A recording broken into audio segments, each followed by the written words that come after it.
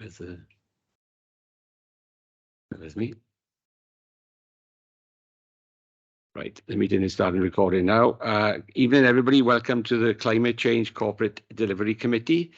The first item on the agenda is election of Chair Pro Tem, as the Chair is going to be late and the Vice Chair has given her apologies. Could I have nominations, please?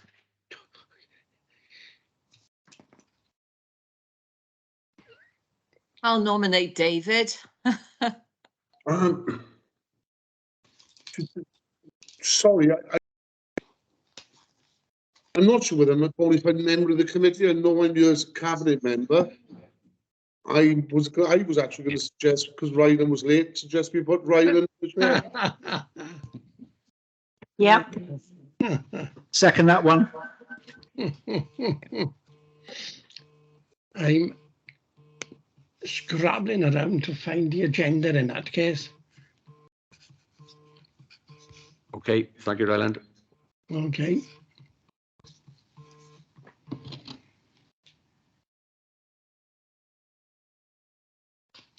Right, sorry, I've just switched my phone off in case of any interruptions. Have we got any apologies for absence? Yeah, apologies from Councillor Nicola Matthews, and the Chair is going to be late. Oh. Where was me? I think that's me. No. And also apologies from Mark Wade. There's some interruptions on the feed, I believe. The next item will be the minutes of the last meeting. Has everybody got a copy of the last meeting minutes? Can't see anybody. No.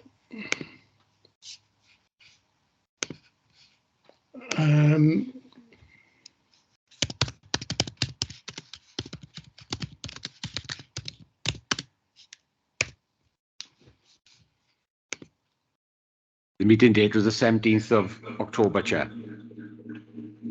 Okay, 2 seconds, I've lost the screen. Right, okay. I have a proposer and seconder then for the minutes of the last meeting. I'll propose. Okay. Any seconders? Yeah, second. Yeah, I'll second. Yeah. Okay. We have indications that everybody is happy with the minutes then as they've been proposed. And I'm happy with them. Okay. Yeah. Right, thank you for that. The next item, Jeremy, is going to be the report from the officers. Is that correct? Yes, Chair, that's correct. And we have Chris Howell in attendance. Okay. Thank you, Chris. Okay to do your report to the meeting? Yeah, thank you, Chair. First of all, I'd like to thank the Chair and the committee for inviting Chris and myself to the meeting this afternoon. And also like to thank Chris and his team for putting this report together. It's an update on the delivery of the waste strategy 22-25. The purpose of it is to further give the committee an update on progress on the delivery of the waste strategy 22-25. It is recommended that the committee considers the updates on the progress. Background to waste. On point 1, the waste strategy 22-25 was approved by Council in January 2022 and is attached as Appendix A. Progress. The following actions for the Service Improvement Action Plan can be seen and implemented in the 5 statements below. Section 3, potential future generations. As listed below in the 6 bullet points. Section 5 is the financial implications. There are no financial, wrong. In 4.4, this report provides an update only, and there are no significant risks associated with this project. The project has been scored as a low risk, and the outcomes are all deemed positive. Therefore, a full IIA is not deemed to be necessary. In the financial implications in 5.1, there are no direct financial implications associated with this report. There are no legal implications other than those set out in the body of this report above. The background papers, there's none. I'd like to go over to Chris now, who will take you through the Waste Strategy 22 in Appendix A and B. Thank you. Thanks, Cyril. Chair, I thought it might be worthwhile giving a very brief summary of the strategy. Sorry, Chris, if I could just interrupt there just for a second. As an item being missed on the agenda is I've asked members if there's any declarations of interest. Okay. Are there any declarations? Thank you, Chair. Are there any declarations of interest? I can't see anybody indicating, so hopefully that will satisfy the legal officer and we can move on to the report. Thank you, Chris. Yeah, thank you, Chair. I thought I'd run through briefly the waste strategy as approved by Council back in January. This relatively short-term strategy has a specific aim of meeting the Welsh Government recycling targets of 70% by 24-25.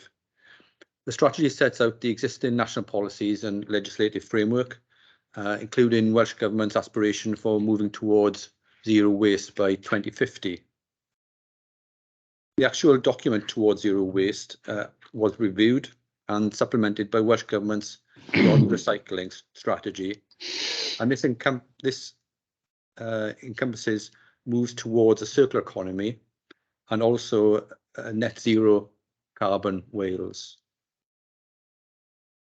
Within this context, increased future recycling targets really would not be a surprise for anybody. Section 3 of the strategy outlines Swansea's history of recycling, improving from around 45% in 2011 to over 64% over the next 10 years, in line with the growth and the increases in Welsh Government's recycling targets. This improvement has been achieved through a number of step changes in our waste management operations and through the fantastic efforts of all of Swansea's residents and businesses alike. The strategy contains a service improvement plan to seek to meet the Welsh Government target of 70% recycling by 2024-25. The key elements of this action plan have already been implemented or are in the process of being implemented. And whilst our recycling performance for the first half of this year are still unvalidated, we are currently forecasting that we will meet Welsh Government's 70% recycling target this year, which will be 2 years earlier than the target requires. Chair, before I move on to the potential future challenges, I wonder whether I could take any questions about progress on the strategy to date. Okay, is any councillor wish to ask any questions? I can't see any indicating, but I did have a couple of questions. So I'll ask them now, and then if you think it's appropriate to answer them now, that's fine. If not, you can answer them later on. The first question is that Swansea collects a relatively small amount of material on the curbside compared to other local authorities. So, for example, Neath Talbot collect Tetra Packs and also small domestic batteries on the curbside. So I was wondering if there's any plan to increase the amount of material that we collect on the curbside, because clearly at the moment you have to take your extra recycling stuff down to a civic community site, whereas obviously in Neath Talbot they collect these items on the curbside. So do you want to answer that bit now? I think it might be worth me answering that after I've gone through the potential future challenges, because it is a really important point and probably relevant to that section. Okie dokie. Cheers. I can't see anybody else indicating that. Oh, sorry, Yeah. Sarah, sorry, my fault. Hi, Rayland. No, it was, you basically answered my question for me. I was going to ask about the crisp packet situation and things like that, because I know there's an awful lot of charities collecting them, and I know we collect them and take them elsewhere, but it's a terrible bind. And for people who are not driving or don't want to drive, it means they've got to get them from A to B. So it's a similar question, really. But yeah, it would be great. I mean, you're doing such a good job, but it would be bad of us if we don't say, have you missed a trick here? Okay, do you want to answer that in due course, Chris? Yeah, yes, please. It's the same point you made, and equally valid. Okay. Do you want to carry on, and then we'll... Okay, thanks, Chair. The waste strategy then goes on to list a range of potential future challenges that the industry and society are likely to meet. These challenges could include increased recycling targets from Welsh Government, or indeed existing targets being made more difficult to achieve due to either regulatory changes or changes in waste definitions. Deposit return schemes are planned for the UK, which could remove materials which we already collect very successfully, and they take them from our collections into a separately controlled and funded arrangement. And this could remove and reduce both our recycling performance and impact us financially. There's a project called Extended Producer Responsibility, and this is actually based on the principle of the producer of a product then has to pay for managing the wastes of that product. And again, it's really unknown as to the impact of this, what this project would have in terms of both performance and our finances. And then the collection of additional waste streams for reuse or recycling, they are constantly being explored. However, the technology and markets need to be in place first before we can do this successfully. And if I expand on that point to answer the two questions raised, it is right that we need to expand what we collect. But looking at our composition analysis, that is what we have in our black bags at the moment. Whilst a lot of charities deal with things like crisp packets, and I know authorities do collect batteries and Tetra Paks, crisp packets add up to kilograms per week, and we tend to deal with hundreds and thousands of tons of material. So it's very much on a different scale. And whilst it would be in an ideal world, we would be collecting things like crisp packets. It's really, for us, is not viable. And what we do is we signpost to the charities and organisations who do collect them. But batteries is something which authorities do successfully at very low volumes. And we are in discussion with the company who runs Tetra Pak, because they are looking to trial curbside collections. Part of the difficulty we have with Tetra Paks is when some authorities collect them, they collect them with cardboard, and there are some waste companies who can recycle and deal with cardboard and Tetra Paks together. But often what happens then is they change their minds, and then they say, we don't want Tetra Paks anymore. So it's one of these things of, we've got to be very, very careful of starting a collection which then is not sustainable going forward. And again, Tetra Paks, they have quite a high volume, but they have a very low weight compared to the other materials. So the sorts of materials that we are particularly looking at is film. So that's your flexible plastics, which adds up to about 8% of what's in our black bags, and potentially textiles, which again is sort of between 5 and 8% of our black bags. So they're the priority materials for us at the moment. As you just raised soft plastics, Chris, can I ask there? Obviously, supermarkets have got trolleys. Tesco's have got trolleys where, again, you can take soft plastic material, which the council don't collect at all at the moment, as far as I'm aware. They must have a market for that material. They must bag it up and send it somewhere. Is that something that the council could look at opening up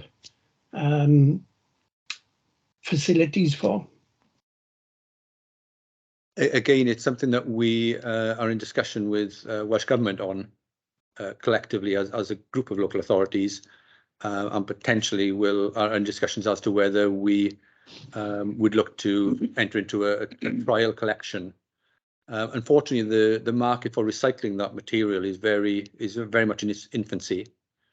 And I do know the people who are most keen for us to start collecting film are actually supermarkets, because it's not something that they want to do, but it's something that they have been pushed to doing. When people take film to a supermarket, it would often be a higher quality than what people would put out at the curbside, because they have to be much more selective with what they are carrying to the supermarket. It's often of it's much cleaner condition because people have to carry it in their cars. Albeit supermarkets do suffer with a very variable feedstock for plastic recycling. So it's certainly a good start for us as a society, for the supermarkets doing it, but we still need to improve on how it's processed, and that process needs to deal with the variable quality that we receive. So in answer, it is absolutely something we are looking at. But we need to move at the same pace as technology and the markets will allow. Okay, thanks. If I could just one more point in terms of the potential future challenges. Yeah, I suppose what I've outlined, as they become clearer over time, we can then continue to review our collection methodology to ensure that we have the best model to maximise reuse and recycling, and also maintain an efficient and cost-effective service. So it's about achieving that balance. So again, Chair, having said that now, more than happy to answer any questions that members may have. There are many other members that want to ask a question at this point. Yeah, if I can come in with a few questions, that would be great. Thanks, Chris, for putting together this report and for the work that the department's done. I mean, you've been very good at achieving the targets over the last few years, and that's appreciated, and especially with food recycling and some of the work you've done in that. Just picking up the future challenges, there are a few things I think we can work together on as an authority, and also work with the general public on. The first one really refers to how we can work with commerce and outside business. And if you look at the extended producer responsibility, I know that the Welsh Government, when they were looking at introducing this as a measure, were looking very much at takeaways and people like that, and being able to trace rubbish and back to the producer of it. I understand there's probably pilots and things like that happening in that area, and that's something I'd love to hear a little bit of an update on. The second one really I wanted to ask about is plastic in general, when it comes to hard plastic. I know that the commercial waste team weren't collecting hard plastic for some time. It suggests in the report that they've gone back to collecting it, which is a good sign, because I knew we'd lost a number of commercial contracts because of that. And I just wanted to know what happens to the plastic now that it doesn't get sent to China or other locations. And I think the other one is we did talk about food waste, and there's an opportunity there to make some money from it, especially with the push from the Welsh Government, and what I suppose we should be doing naturally anyway is looking at the circular economy. I know you and I have exchanged a few emails in the past, which is great, especially when I think we're paying about £25 a tonne, which is really cheap for our food waste to be disposed of. But there are opportunities, and I know that other local authorities are looking at them around, and also around the world, of using that food waste to produce fertiliser and to look at an income, which in a very growing and burgeoning market where the prices are going up. So we could actually make waste pay for itself and look at other ways in which we can get incentives there. So, I mean, there are 3 different things there, but I thought it would be interesting to see where people are looking to take that in the future. Take the chairs back.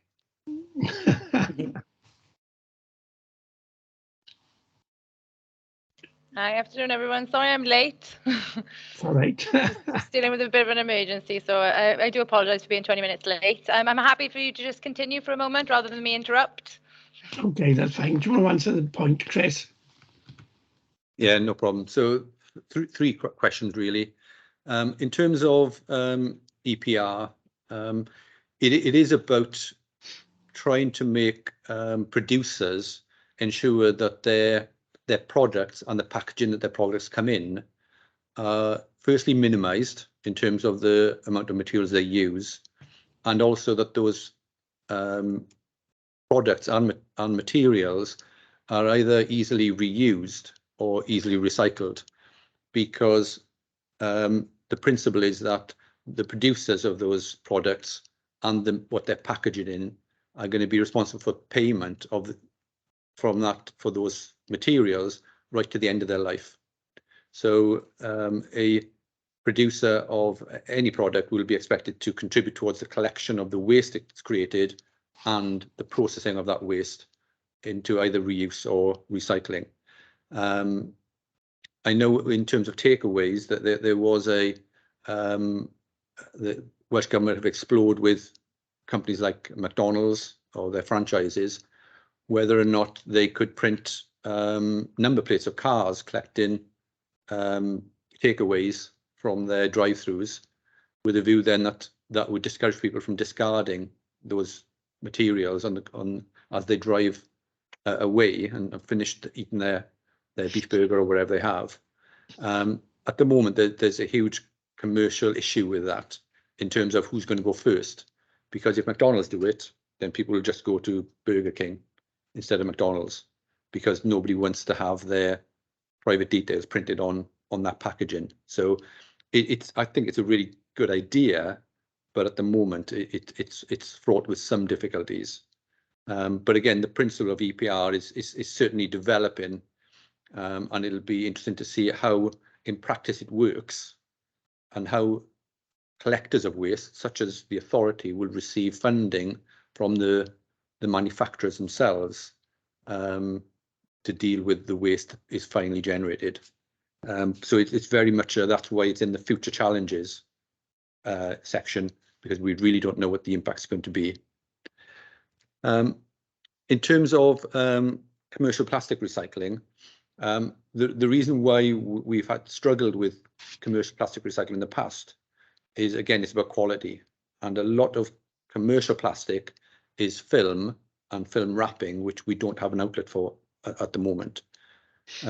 So we have a relatively small number of customers who have plastic bottles, tubs and trays, which is the plastic that we collect domestically and have outlets for. And it's generally our domestic crews who collect from those businesses as well, even though it is a charged service. But it is something that we need to look to grow, and we really are really keen to get into the collection and recycling of plastic film, because there's even though it doesn't weigh much, there's a lot of it, and it's 8% of our black bags. Excuse me, the last point, Stuart, my pen ran out. Please remind me. No problem. Yeah, it was really looking at the opportunity of turning food waste into fertilizer. And I'd be cheeky, I forgot one other question I was going to ask you is, what's our strategy with collecting waste on the street and in parks? Because we seem to, over the years, moved away from recycling separation collection to one mass kind of black bin bag approach, which I think is a bit of a retrograde step. Thanks for that. Yeah, with food waste, our food waste goes to Stormy Down, along with Bridgend's food waste. And the process itself, it generates 2 things. One is electricity. Well, it creates a biogas which generates electricity, and also it does create a liquid fertilizer, which the company use to spread on adjacent farmland. It's a relatively low-grade fertilizer, and to make it, I suppose, in any way efficient, they need to have enough farmland nearby, because transporting it any distance would be financially totally unviable. So we have one of the lowest gate fees in across Wales, I believe, and it does include the use of the material as a fertilizer as well. And then coming on to the last question around waste on the street and in parks. We do have recycling bins. We have them mainly in the high footfall areas in the city centre and in our outlying shopping areas. Again, quality is the issue. When people are walking past the bins at different times of day, it affects the quality of materials in those bins. I suspect people after the football tonight will have a lower level of regard for what they put where. So unfortunately, it's really difficult to gain any useful recycling out of those recycling bins. We try and do it. We don't want to take them out, but we are reluctant to expand their use because it makes it much less efficient. We've got 4 different bins to empty instead of 1 at that location, and we get very little from it. What we have started doing, and now over the last 2 or 3 years, all our litter pickers, we litter pick into 2 bags. So when they're walking along the road, they have 2 bags with them, and we put glass bottles, cans, and plastic bottle stubs and trays into 1 bag for recycling, and all other material then into another bag which isn't recycled.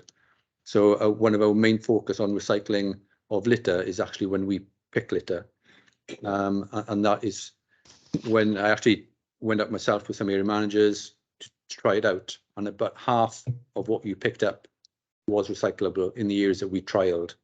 So I think that contributes quite well to our recycling efforts. Thanks, Chris. Does the chair want to take over at this point? Yeah, is that? Yeah, I'm happy to do that, right? I'm just this is going to be my first chairing well online, so please bear with me. I can see that Sarah's had her hand up for a little while. Yeah, so no, I'm that's happy fine. to bring you That's in. fine. Yeah, it's an extension really of the food waste, because not to brag a bit, but we've got a black box now for composting, and you can throw everything in it, meat, stuff, and at the end you get some really good compost at the end of it. So I suppose you've answered partly the question, but does it seem naive to say, well, we all need compost. Can't we compost our stuff more efficiently in areas, in our tips, in our recycling centres? Is that a possibility? And then allow people to come and collect the compost when it's done, so we're not having to move it anywhere?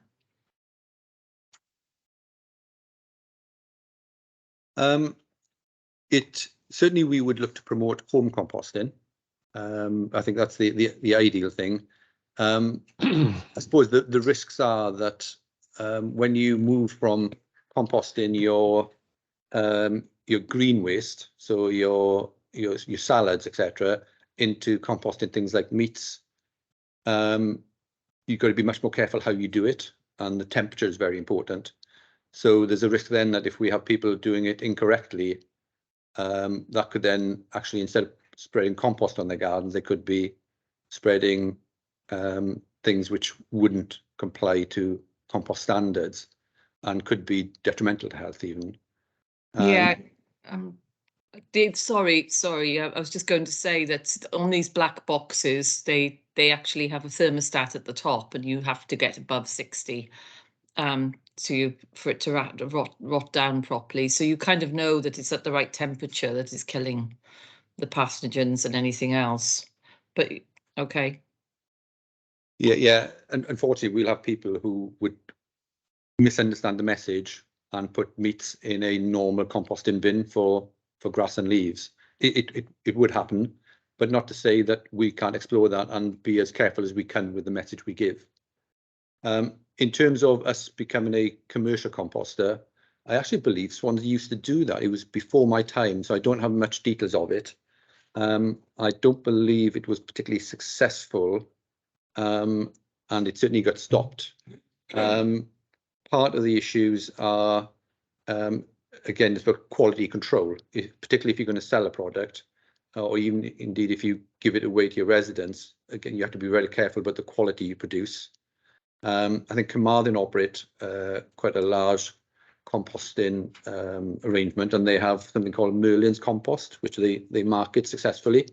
And indeed, but that is around garden waste, and our garden waste goes to Carmarthenshire, and we have some of the Merlin's compost back to sell in our reuse shop. So I think it would be quite difficult to have a overall food composting arrangement. I'd be much more comfortable sending it to a commercial venture such as Stormy Down. And whilst I think it's right that we all need compost, I think the creation of biogas and generation of electricity is also a very sort of viable output for the food waste as well, in terms of green energy. I suppose I was kind of hoping you could do both. Thank you. Ryland, did you want to come in next? Yeah, I've got another question, and I don't know if Chris has finished his piece here about challenges. The third question I wanted to ask was in relation to the design of the bin lorries, because obviously we've got a particular type of bin lorry, which has got the large compartments at the back, but other authorities have got what I would describe as side loaders, which have got smaller compartments so they can pick up different items on the curbside. So I was wondering, is the design of the lorry that we've got an impediment to increasing the amount of stuff that we can collect on the curbside? And when are we likely to need to replace our current fleet? And is there any possibility that at that point we could move to side loaders? Yeah, there are certainly different ways to collect recycling, and the methodology you're talking about is it's called a curbside sort system, and probably I think just over half the authorities in Wales use that system, and then just under half use something similar to what we do. We actually had a consultant did analysis about 3-4 years ago, comparing our collection system with that of a curbside sort, to assess on behalf of Welsh Government whether what we were doing was inefficient and was poor in terms of performance. And they actually, of that study, they actually came out very comparable. So 3 or 4 years ago, certainly my answer would be the system we have works perfectly well for us, and I wouldn't want to fix what's not broken. But obviously times continue to move on, and I think the point that you've alluded to, if we wish to collect film, for example, or textiles, then potentially we would need to look at lorries which have more compartments available so that we can collect a greater number of waste streams. Now, there's a number of ways of doing this. Some of the downsides of the vehicles that you've described is that compartments are very small, and they're very finely balanced in what they can carry. And if you have, when you have events such as, dare I say, a football match, there can be lots more cans and glass generated, very kind of locally time-wise, and that throws into imbalance the collection of these types of vehicles, because the cans and glass compartment fills up really quickly, and then they've got to go and empty, even though the rest of the compartment's only half full. So, and Christmas time is another difficult time when the waste generated really doubles. And also if you get any disruptions to collections, so a snow event, for example, it's very difficult to catch up on a curbside sort system when you have a snow event, whereas our vehicles have a much more forgiving. And in terms of for residents, on a curbside system, you usually would have a box or reusable container. And when your box is full, your box is full. When we have a bag system, you can just fill more bags. So there's pros and cons of each, and we will need to continue exploring them. Our fleet is just about up for renewal at the moment. So we haven't specified the new vehicles that we're going to look to procure yet. But certainly we would be looking at whether we need to increase the number of compartments we have, either with a full curbside source system or indeed having similar arrangement to what we have now. But you can have, instead of having 2 compartments, you can have 3 compartments, for example. You have a pod in the front and you can have 2 at the back. So there's ways that we can increase our number of waste streams without going full curbside sort. So yeah, absolutely, that is something which we will continue to look at.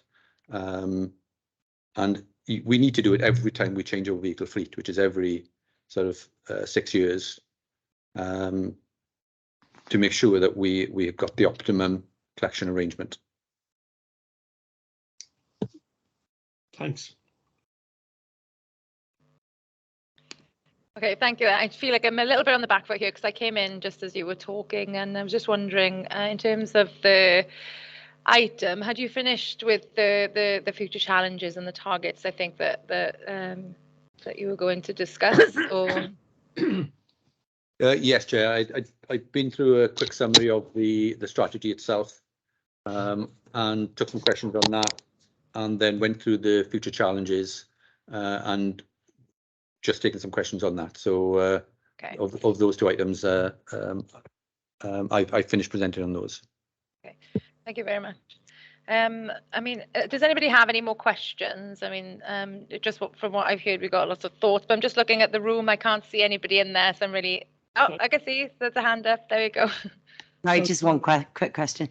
I know Stuart mentioned about the recycling bins, and I know we've got a brand new one at Highmead Park, which is great. But I did ask Stuart, I think it was on the 4th of November, about having a recycling bin as well. It just feels like such a shame that we've got a brand new park that we're encouraging families to go to, and we're telling them at home that they should recycle, in school they're recycling, and then we don't have one in the park. So if we could have a recycling bin at Highmead, that would be great. I know what you're saying about tonight, people may not make the right choices, but hopefully on a day-to-day, they may. Unfortunately, it's our policy not to provide recycling bins at those locations, because if we put one in one park, we'd need to put them in every park, and then we would have twice the number of bins to empty every time we go around, and it's not providing us with the evidence we have is it's not providing us with the recycling that you'd hope it would and think it would, unfortunately. So not even out of our budget, we could buy a bin for that area, because then it would be the same situation with the picking up of the recycling. Yeah, unfortunately, we'd be again setting a precedent of doing that. It is an awful shame. I appreciate that, and I understand the frustration. Is that because you can't facilitate it, or is it more so that actually people just aren't doing it? What we find is we can recycle very, very little, virtually nothing from recycling bins that we end up spending more time trying to collect from. Yeah. Okay, thank you.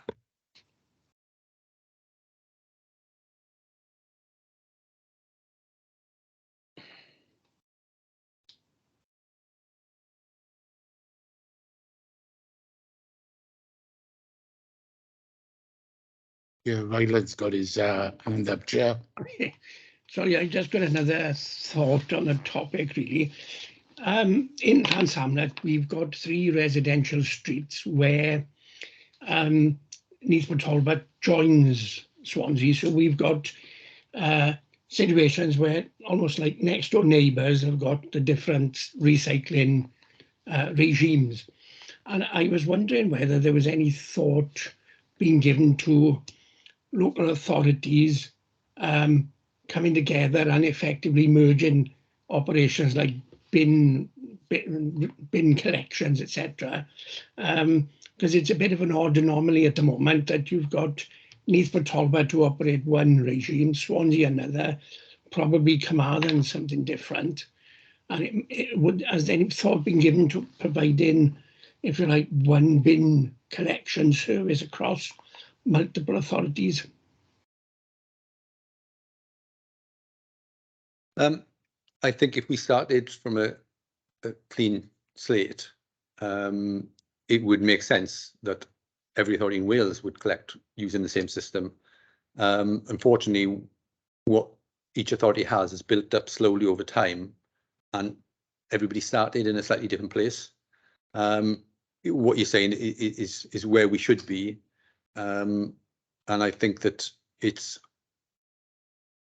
But the difficulty that maybe Swansea would face is, should we change to what Neath Talbot do when currently we're outperforming Neath Talbot in terms of our recycling performance, even though Neath Talbot are closer to what Welsh Government call their blueprint for recycling. And then are some authorities changing for the sake of changing? But I absolutely understand when you're on the same street to a resident, it probably doesn't make sense. But it is a huge change for us to manage. And I know some authorities, Blaenau Gwent being one of them, who made this huge change and went back several steps. They managed to bring it back now, but they went through a lot of turmoil before, and they were doing it because they were performing very poorly. We are performing very well.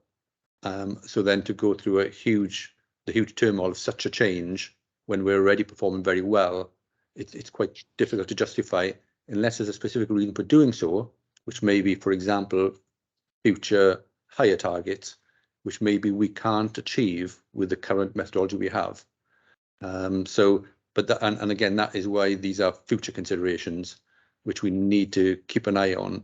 But at the moment, certainly, or up to this date, we haven't had a requirement to change in such a significant way. Thank you. Cheers. Chair, Councillor Stewart Rice to question. Okay, yeah, Stuart or Councillor Rice. Thank you. Just one thing that crossed my mind is I know that a number of local authorities across the country, across the UK, and I know it happens elsewhere in Europe. Have you ever looked at the commercial business case for sorting rubbish? We haven't. I know Welsh Government have more widely, and their blueprint is firmly away from commingled collections and sorting it down to a lot of separate individual collections. The sorting, it affects the quality of the recyclables that you get out, and you end up with a lower quality of recycling product. So often, if you mix glass and paper and cardboard, for example, the glass shards go into the cardboard and make the cardboard unusable. And then you have a lower quality of recycling process. So if you have a glass bottle, you can recycle that by breaking it into powder and using it as an aggregate. That's recycling, but it's not as good as having a glass bottle, which then you melt and then remake into another bottle. So again, it's also about the quality of the recycling process itself. So it generally, the industry is moving away from sorting into separate collections. I was just in mind that I had there is our general waste collection from the street. So, for example, if we're not going to look at separating in litter bins, is that not probably enough to look at sorting?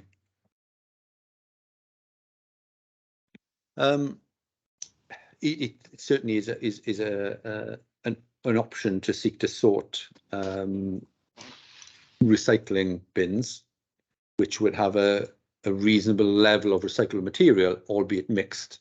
But I know the national strategy to reduce the need for that, that's where the deposit return schemes come into play. So instead of putting your plastic bottle of pop that you finished in a litter bin, or indeed dropping it on the street, you take it back to a reverse vending machine and get your deposit back. So again, the higher level strategic view is that the on-the-go recycling should be done through a DRS system rather than sorting waste.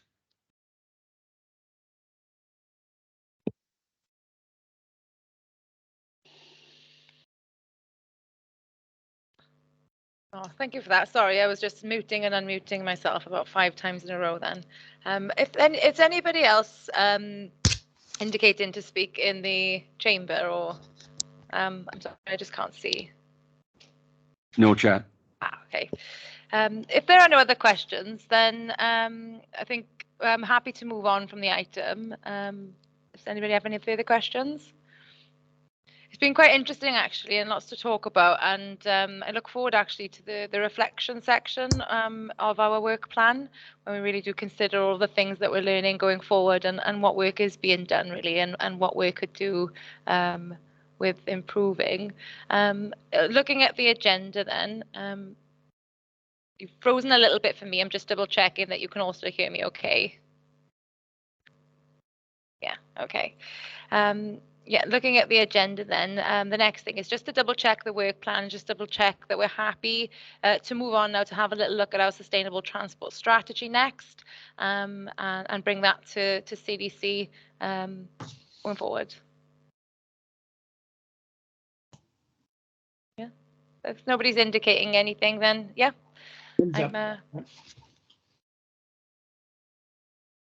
No, okay, and yeah. So if nobody's indicating anything, I'm happy to declare the meeting closed then. And just once again, apologies for being a chair who's remote here during a hybrid. It was just a bit of an emergency situation with me this morning and this afternoon. So thank you, guys. Thank you. Thank you. Thank you. Bye. Thank you.